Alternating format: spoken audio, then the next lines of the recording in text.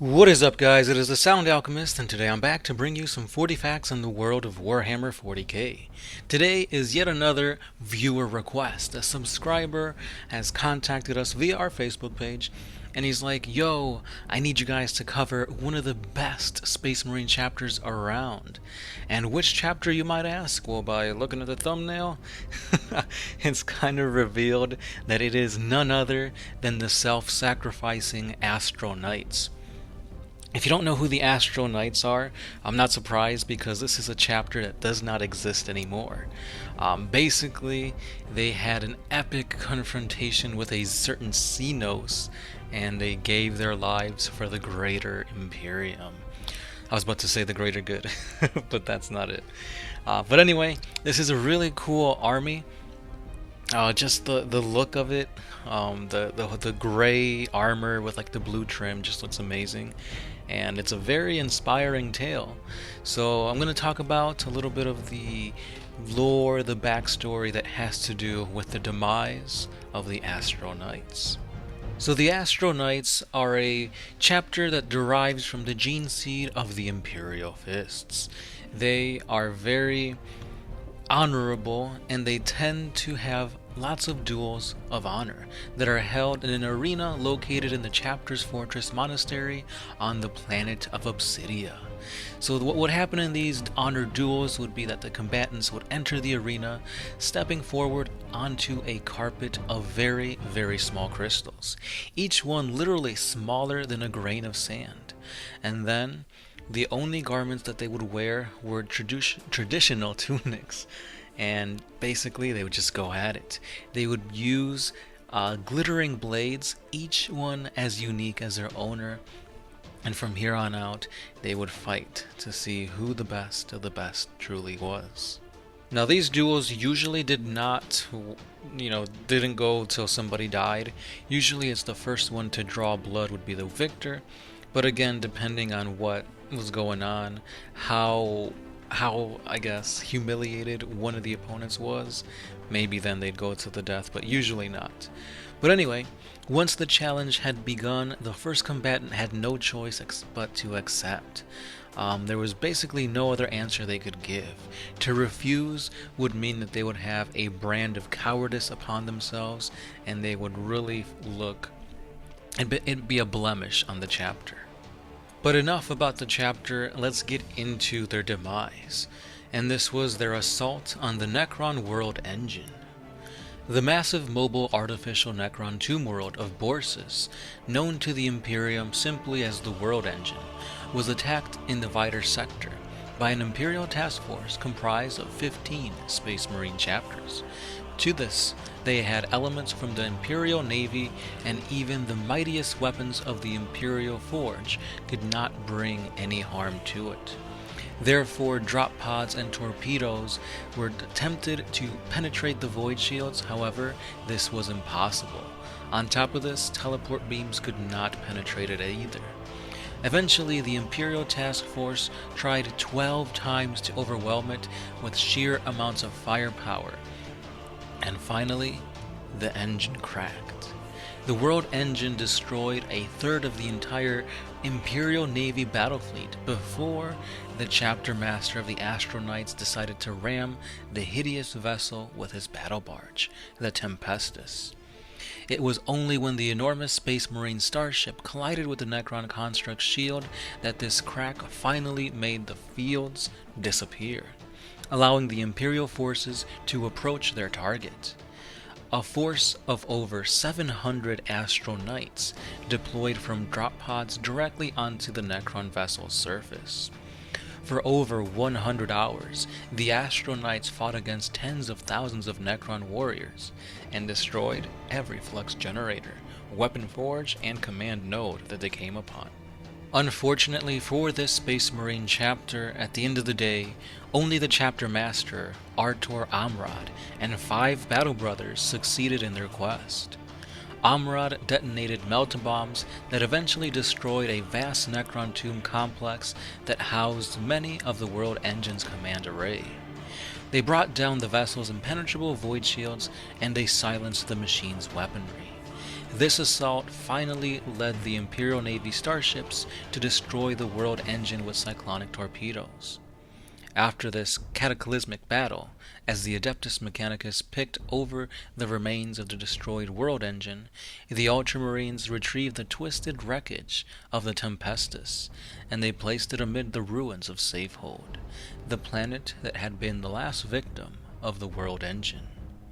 The 2nd and the 4th Companies of Blood Angels had been amongst the Astartes task force dispatched to the Viter sector to assist their fellow Space Marines against the threat posed by the world engine. After this sacrifice of the Astral Knights, Captain Donatos Aphael of the 2nd Company proposed that an Imperial shrine be erected upon the world of Safehold, in eternal memory of the Astral Knights chapter. This shrine consists of 772 Abrastone statues, one for each Astral Knight battle brother that fell during the World Engine attack. From that day on, 2 Blood Angels of the 2nd Company, as well as battle brothers from nearly a dozen other chapters, are always assigned to stand guard over this memorial, which has been considered a singular honor for the Astartes that fought besides them to the last time. And there you have it, guys. This was the demise of the Astral Knights chapter. So at the end of the day, this shows you 2 things. 1, Space Marines are reckless. Well, I wouldn't say reckless, but they tend to do whatever is necessary to achieve victory. For the Astral Knights chapter master, he knew that there was no way to penetrate the void shields unless he did a very, very reckless maneuver. And that maneuver was indeed to ram their battle barge directly into this Necron construct. Now, if you don't know, Necron machinery, Necron technology is ancient beyond pretty much anything in the universe. So, because of this, their void shields are almost 100% impenetrable, so that's what it took for it to crack. As you can see, cyclonic torpedoes, drop pods, pounds of, detonations and thousands of explosions could not harm it until this battle barge basically just rammed straight through it. Now, this action in and itself created multiple fatalities for both the Necrons and the Space Marines. But at the end of the day, this is what allowed the Necron constructs to basically fail and allow the assault to continue on. If it wasn't for this tactic, I'm pretty sure that the Imperium would have been completely wiped out by the weapons of the Necrons, because they're no joke. They're literally going to rip you atom from atom until nothing remains. And that's exactly what happened. Because as the Space Marines landed on this world, it's basically a Death Star. As they landed on here, they fought, tooth and nail, blood, sweat, everything was put into it, because they are the Space Marines. They have only one task, and that is to destroy any enemies of the Imperium. Necrons being a huge threat. So because of this, they knew they had to get the job done. They've sustained too many casualties to just go home. And at the end of the day, he chose to sacrifice his entire chapter and himself along with the Necron threat. And that's why they are the best of the best. This is what it means to be a Space Marine. This shows you that no matter what, duty comes before your own life. So when you play Space Marines out on the battlefield, sure, you gotta be tactical, sure, you gotta have retreats and whatnot, but at the end of the day, it really is, you gotta do anything and everything in your power to achieve victory. As you saw here, they're standing as they're protecting this memoriam for this chapter, and it just shows you that honor, this chapter was all about honor, and even after death, honor is what they're given. So yeah, guys, let me know what you guys thought about the Astral Knights. I really enjoyed it. I really like this whole theme behind the death of an actual Space Marine chapter is something we don't really see too often in the 40K lore. you're never gonna see one of the main chapters, die off. Mainly because once you kill off a chapter or you kill off an important character, that kind of hurts this whole storytelling aspect. Yeah, in some ways it'll improve it, but for example, Sanguinius is dead, so most likely we're not gonna see a model for him in 40k. Same thing with Ferrus Manus. However, if they're missing or whatever, then, GW can say, oh, they're returning and here's what they look like now, here's a model. But with the Astral Knights, they're gone.